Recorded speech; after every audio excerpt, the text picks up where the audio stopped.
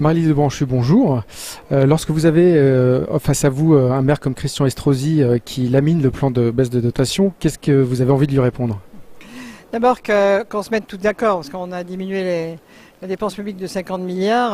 La famille politique à laquelle il appartient demande 150 milliards. Je ne sais pas faire 150 milliards sans diminuer aussi les dotations.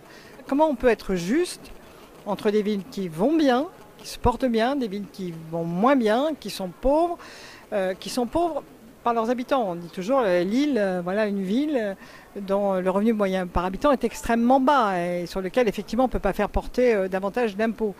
Donc il faut qu'on soit dans la recherche de la solidarité, c'est-à-dire que nous, on va regarder, avec les parlementaires d'ailleurs, qui voteront le projet de loi de finances, comment on peut être juste à la fois sur cette baisse des dotations, sa répartition, la répartition entre les régions, les départements et les collectivités dites locales, le bloc local, et puis la réforme que je veux faire, c'est-à-dire garder la péréquation tant qu'elle est nécessaire, elle sera nécessaire longtemps, mais faire une péréquation verticale, c'est-à-dire réécrire la dotation globale de fonctionnement en fonction de la capacité contributive des populations, c'est-à-dire en étant juste, ce qui n'est pas le cas aujourd'hui.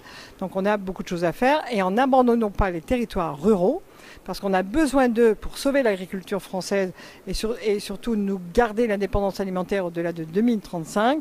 Donc comment on conjugue tout ça ensemble et avec un vrai débat et non pas j'aurais des phrases que j'appelle polochardes, moi, à l'emporte-pièce.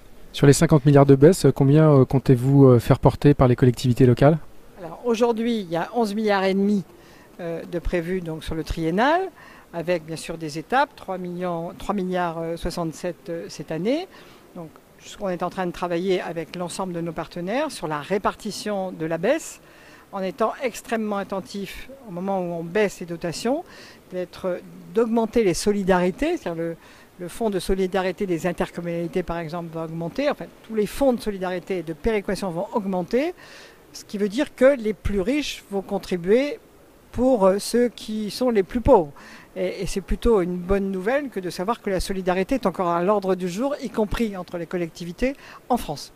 Et donc ce plan de faire contribuer les villes les plus riches ne va-t-il pas impacter leur capacité à investir? C'est l'une de leurs grosses craintes. Alors, ce n'est pas seulement les villes, c'est l'ensemble des collectivités locales. Moi, je dis toujours à l'Association des maires ruraux de France, il y a parmi les communes rurales des communes rurales qui ne sont pas pauvres, qui ont zéro emprunt, qui n'ont pas de pression fiscale. Donc, on ne va pas toucher que les villes. Nous, on va faire extrêmement attention à être juste et justement à regarder qu'est-ce qu'on peut faire pour garantir au maximum l'investissement. C'est pourquoi le Premier ministre lui-même organise une réunion sur l'investissement public local pour qu'on regarde les leviers. Parmi les leviers, bien sûr, il y a la création de l'agence finance locale dont le président de l'AMF vient de parler. Il y a une mise à disposition de 25 milliards d'euros à l'intérieur de la Caisse des dépôts et consignations sur des durées longues pour que les collectivités puissent ne pas s'endetter à des taux d'intérêt forts, etc.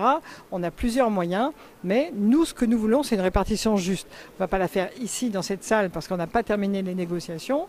Il y aura des baisses, elles seront difficiles. Elles impacteront nos collectivités locales, mais comme en même temps nous souhaitons la mutualisation des services, nous souhaitons beaucoup de rationalité. On parle beaucoup de doublons entre l'État et les collectivités territoriales. Il y a aussi des doublons à l'intérieur des collectivités. Il y a des doublons et du dumping, d'ailleurs, il y a les deux.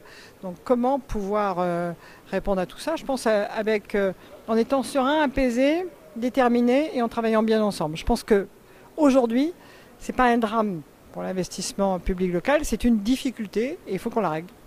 Elle est mesurée à environ 6% pour certaines grandes villes. C'est un impact direct quand même sur l'emploi. Donc comment vous pouvez imaginer Je ne sais pas d'où vous sortez votre 6%. Ces quelques maires qui ont avancé ce chiffre-là aujourd'hui. C'est vraiment au coup par coup, mais ça peut aller jusque-là. On ne peut pas dire, c'est moins de 3% des recettes réelles de fonctionnement de l'ensemble des collectivités territoriales. Après, dans la répartition, je ne pense pas qu'il y ait des gens qui aient de très très grosses diminutions, ou alors ça veut dire que vous avez vraiment une situation très privilégiée. Donc c'est moins que ça, mais c'est vrai que nous allons être attentifs à la solidarité parce que nous avons besoin effectivement d'investissement, d'innovation, d'enseignement supérieur, de recherche, de mobilité. Et au moment où on baisse par exemple les dotations, on relance les contrats de plan État-région de façon importante là maintenant, on y remet des fonds d'État et en même temps, je vous le disais tout à l'heure, qu'on remet à disposition des enveloppes qui permettront d'avoir des emprunts sur du très long terme parce que les collectivités locales trouvent de l'emprunt dans les banques sur des périodes courtes, elles n'en trouvent pas sur de très très longues périodes. Donc sortir un peu de cette ornière.